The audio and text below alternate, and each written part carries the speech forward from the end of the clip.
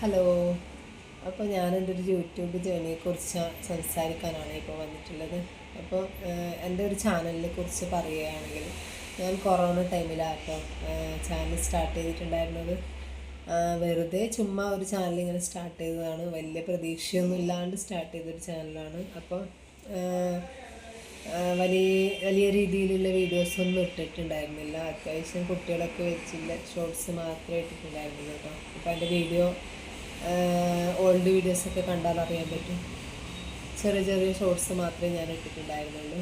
അപ്പോൾ ഈ കഴിഞ്ഞ ഒരു വർഷമായിട്ടാണ് ഞാൻ എൻ്റെ ചാനലിൽ കുറച്ച് നല്ല രീതിയിൽ വർക്ക് ചെയ്യാൻ തുടങ്ങിയത് കേട്ടോ.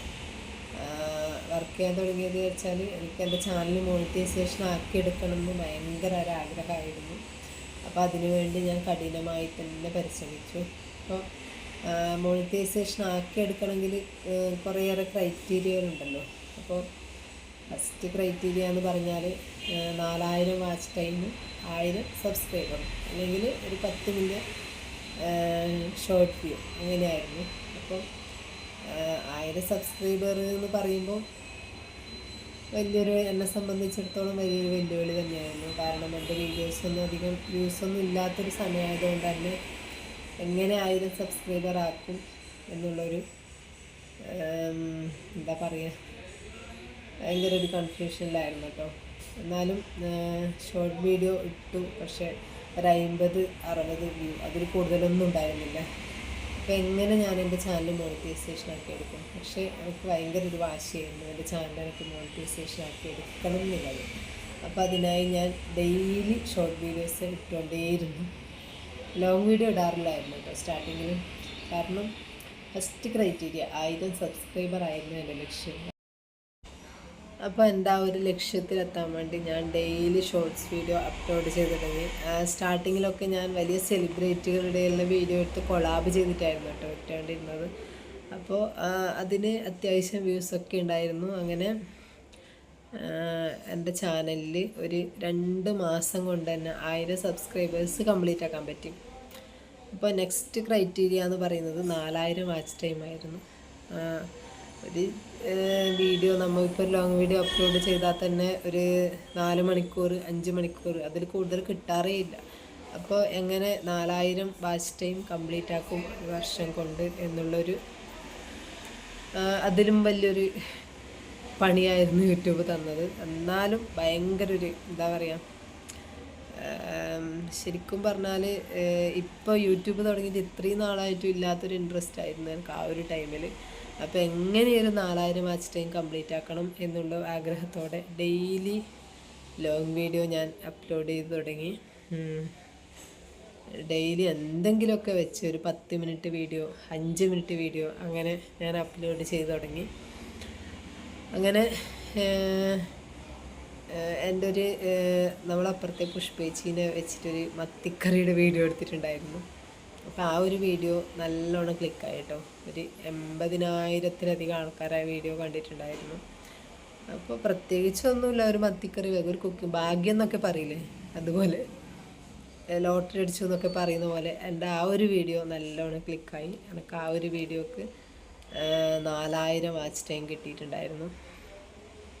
അപ്പം ആ ഒരു വീഡിയോക്ക് തന്നെ ഡെയിലി 200 മണിക്കൂർ 300 മണിക്കൂർ അങ്ങനെ വെച്ചിട്ട് എനിക്ക് ഒരു മാസം കൊണ്ട് 4000 വാച്ച് ടൈം കംപ്ലീറ്റായി. അങ്ങനെ മോണിറ്റൈസേഷനുള്ള എൻ്റെ ആപ്ലിക്കേഷൻ യൂട്യൂബ് എനിക്ക് മെയിൽ അയച്ചിട്ടുണ്ട്. മെയിൽ അയച്ചു. അപ്പോൾ ഞാൻ പിന്നീട് എനിക്ക് കൺഫ്യൂഷനായി, ഒറ്റയ്ക്ക് മോണിറ്റൈസേഷനായി സക്സസ് ആവുമോ, ഇനിയിപ്പം വല്ല തെറ്റും പറ്റിക്കഴിഞ്ഞാൽ വീണ്ടും അത് രണ്ടാമത് മോണിറ്റൈസേഷൻ ചെയ്യുക എന്ന് പറഞ്ഞാൽ ഭയങ്കര ബുദ്ധിമുട്ടുള്ള കാര്യമാണ്. അപ്പോൾ നമ്മൾ വളരെയേറെ ശ്രദ്ധിച്ചിട്ട് വേണം മോണിറ്റൈസേഷൻ. ഓരോ ആപ്ലിക്കേഷനും അതിലുള്ള ഇത് ഫില്ല് ചെയ്യുമ്പോൾ അങ്ങോട്ടും ഇങ്ങോട്ടും ഒരു അക്ഷരം മിസ്റ്റേക്ക് വന്നു, പേരിനായാലും ബാക്കിയുള്ള കാര്യങ്ങളിലായാലും അങ്ങോട്ടും ഇങ്ങോട്ടും ഒരു സ്പെല്ലിംഗ് മിസ്റ്റേക്ക് വന്നു കഴിഞ്ഞാൽ നമ്മുടെ മോണിറ്റൈസേഷൻ കട്ടാവും. അപ്പോൾ അത് ഏറ്റവും വലിയൊരു വെല്ലുവിളിയായിരുന്നു. അപ്പോൾ കുറേ ആൾക്കാർ എന്നോട് പറഞ്ഞു, പൈസ കൊടുത്തിട്ട് മോണിറ്റൈസേഷൻ ചെയ്തോ, ചാനൽ ഇത്രയും കഷ്ടപ്പെട്ട് ഈ ഒരു ലെവലിൽ എത്തിച്ചതല്ലേ എന്ന് പറഞ്ഞു. പക്ഷെ എനിക്ക് തീരെ താല്പര്യം ഉണ്ടായിരുന്നില്ല പൈസ കൊടുത്തിട്ട് ചെയ്യാൻ. അപ്പോൾ രണ്ടും കൽപ്പിച്ച് എൻ്റെ ചാനൽ ഞാൻ തന്നെ മോണിറ്റൈസേഷൻ ആക്കി എടുത്തു. ഒരുപാട് ശ്രദ്ധിച്ച് നല്ല രീതിയിൽ കൈകാര്യം ചെയ്തപ്പോൾ ഒരു തെറ്റുമില്ലാണ്ട് ഇന്നാണ് അപേക്ഷ കൊടുത്തതെങ്കിൽ പിറ്റേ ദിവസം ഈ ഒരു ടൈം ആകുമ്പോഴത്തേക്കും എനിക്ക് യൂട്യൂബിൻ്റെ മെയിൽ വന്നു ചാനൽ മോണിറ്റൈസേഷൻ ആയിട്ടുണ്ട് എന്ന് പറഞ്ഞിട്ട് ഒരുപാട് സന്തോഷമായിരുന്നു. എന്നിട്ടും തീർന്നില്ല കേട്ടോ. ആഡ്സൻസിൽ വീണ്ടും കുറേ ക്രൈറ്റീരിയ ബാക്കി ഉണ്ടായിരുന്നു. അഡ്രസ് വെരിഫിക്കേഷൻ, പിന്നെ നമ്മളെ ടാക്സ് ഇൻഫർമേഷൻ, അങ്ങനെയുള്ള കുറേ കാര്യങ്ങളുണ്ടായിരുന്നു. അതൊക്കെ തന്നെ ഞാൻ ഒറ്റയ്ക്ക് തന്നെ ചെയ്തത്, ഒരാൾ ഹെൽപ്പ് ഉണ്ടായിരുന്നില്ല കേട്ടോ. അപ്പോൾ അഡ്രസ് വെരിഫിക്കേഷൻ കഴിഞ്ഞ് ഒരാഴ്ചക്കുള്ളിൽ നമുക്ക് യൂട്യൂബിൻ്റെ ഒരു ലെറ്റർ വരാനുണ്ടായിരുന്നു. അപ്പോൾ ആ ലെറ്ററിന് വേണ്ടിയുള്ള കാത്തിരിപ്പായിരുന്നു. അപ്പോൾ ആ ലെറ്റർ കൈമ കിട്ടുമ്പോൾ ഭയങ്കര ഒരു സന്തോഷമായിരുന്നു കേട്ടോ. യൂട്യൂബ് നമുക്ക് ആദ്യമായിട്ട് അയച്ചൊരു ലെറ്ററല്ലേ, അതിപ്പോൾ ഞാൻ സൂക്ഷിച്ച് വെച്ചിട്ടുണ്ട്. അപ്പോൾ അങ്ങനെ എൻ്റെ യൂട്യൂബിൻ്റെ ക്രൈറ്റീരിയ ഒക്കെ കംപ്ലീറ്റായി. എനിക്ക് സ്വന്തമായിട്ടൊരു യൂട്യൂബ് ചാനൽ, എനിക്ക് സ്വന്തമായിട്ടൊരു യൂട്യൂബ് ചാനൽ ഉണ്ടാക്കിയെടുക്കാൻ പറ്റി. ഇനി അതിൽ നല്ല രീതിയിൽ വർക്ക് ചെയ്ത് കഴിഞ്ഞാൽ എനിക്ക് നല്ലൊരു ഏണിങ്സ് അതിൽ നിന്ന് ഉണ്ടാക്കാൻ പറ്റും. പക്ഷേ ഇപ്പോൾ ഞാൻ കുറച്ച് പിറകോട്ടാട്ടോ. കാരണം പിന്നെ പുതിയതായിട്ട് യൂട്യൂബ് ചാനൽ തുടങ്ങാൻ ആഗ്രഹിക്കുന്നവരോട് എനിക്ക് പറയാനുള്ളത്, നമ്മുടെ ചാനൽ മോണിറ്റൈസേഷൻ ആയിക്കഴിഞ്ഞാൽ നമ്മൾ ഷോർട്ട് വീഡിയോ വെച്ചിട്ടാണ് നമുക്ക് ഏണിങ്സ് വേണ്ടി ആ ഒരു ലക്ഷ്യത്തോടെ തുടങ്ങിയെങ്കിൽ ഡെയിലി നമ്മൾ ഷോർട്ട്സ് വീഡിയോ തന്നെ ഇടുക. പെട്ടെന്ന് ലോങ് വീഡിയോ ഷോർട്ട് വീഡിയോ അവിടെ സ്റ്റോപ്പ് ചെയ്തിട്ട് ഡെയിലി ലോങ് വീഡിയോ ഇടാൻ തുടങ്ങിയാൽ ഷോർട്സിന് കിട്ടുന്ന വ്യൂസും ലോങ്ങിന് കിട്ടുന്ന വ്യൂസും പെട്ടെന്ന് കുറയും. അപ്പോൾ ഏതെങ്കിലും ഒന്നിൽ ഉറച്ച് നിൽക്കുക എന്നാണ് എനിക്ക് പറയാനുള്ളത്. കാരണം എന്ന് വെച്ചാൽ ഞാൻ സ്റ്റാർട്ടിങ്ങിൽ എൻ്റെ ചാനലിൽ കൂടുതൽ ഇട്ടിരുന്നത് ലോങ് വീഡിയോസാണ്. അപ്പോൾ അത്യാവശ്യം വ്യൂസ് എനിക്ക് അതിൽ നിന്നുണ്ടായിരുന്നു.